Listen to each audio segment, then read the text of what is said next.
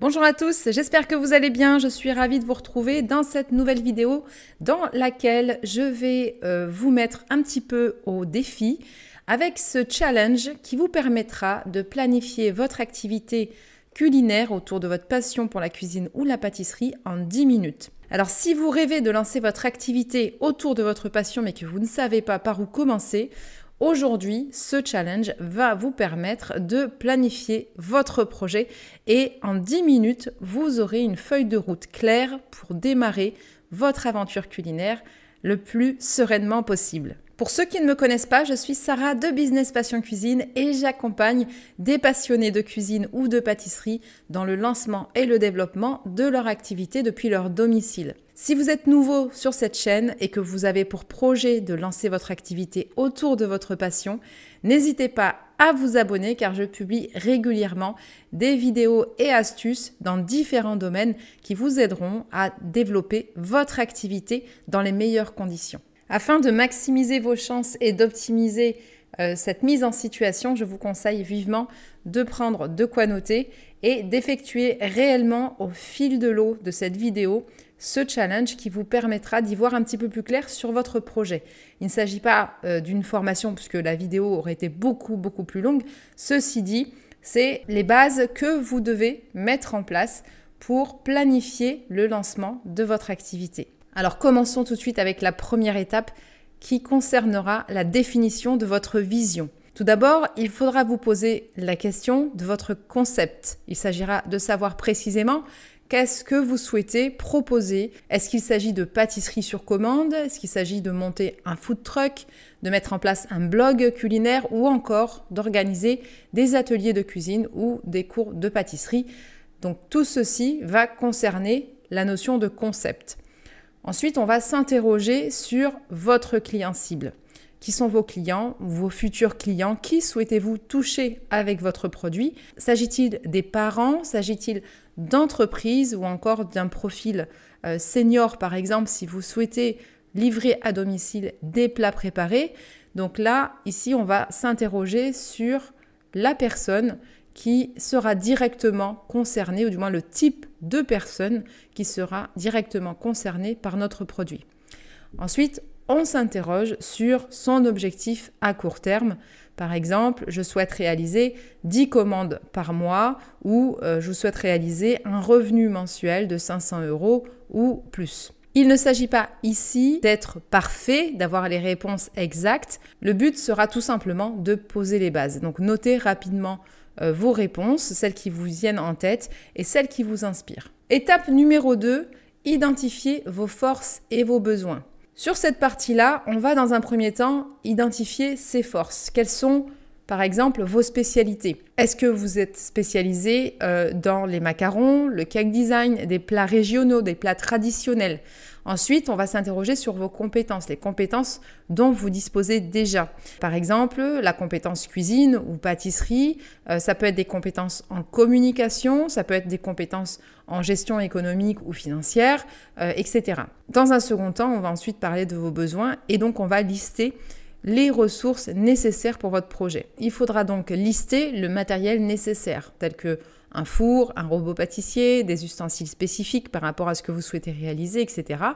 Ensuite, on va parler de ressources nécessaires en matière de formation. Peut-être des formations techniques, un CAP pâtissier si vous souhaitez commercialiser de la pâtisserie fraîche. Une formation en gestion d'entreprise, ça peut être également tout simplement la fameuse formation en hygiène et sécurité alimentaire qui sera dans tous les cas obligatoire.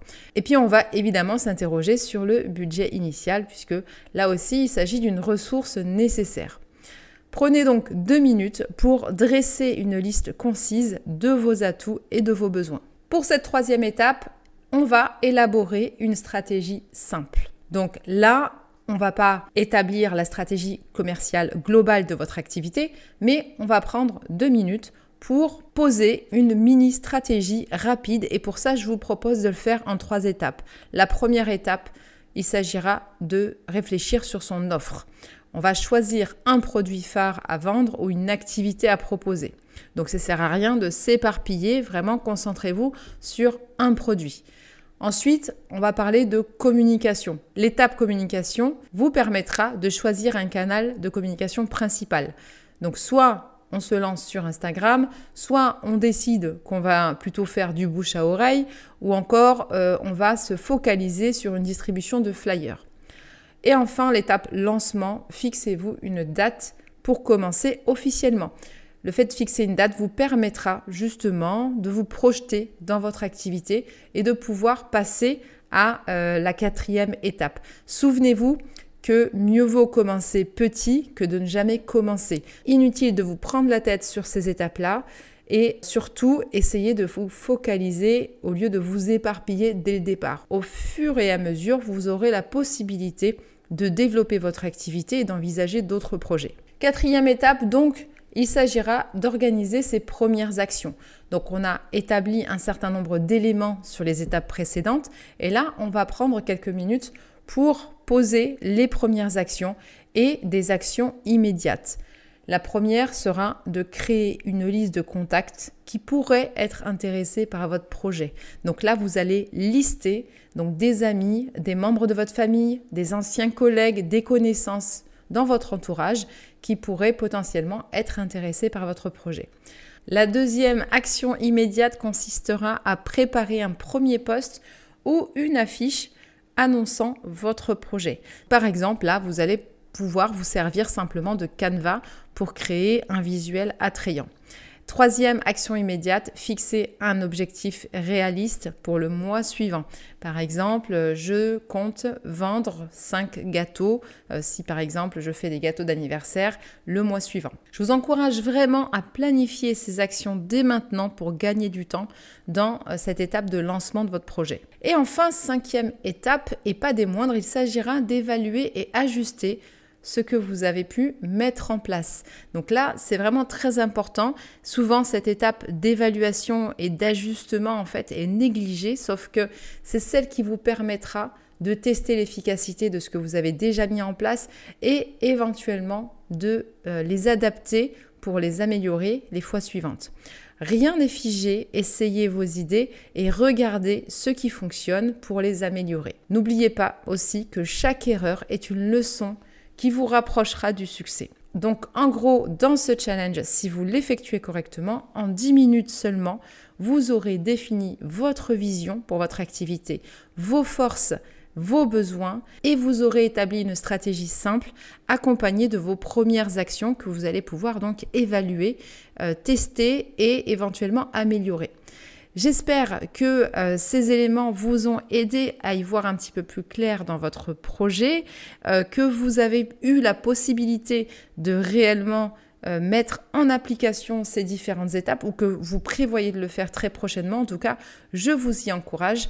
Quant à moi, je vous dis à très vite pour une nouvelle vidéo et n'oubliez pas, l'argent ne fait pas le bonheur, mais le bonheur, c'est de vivre de sa passion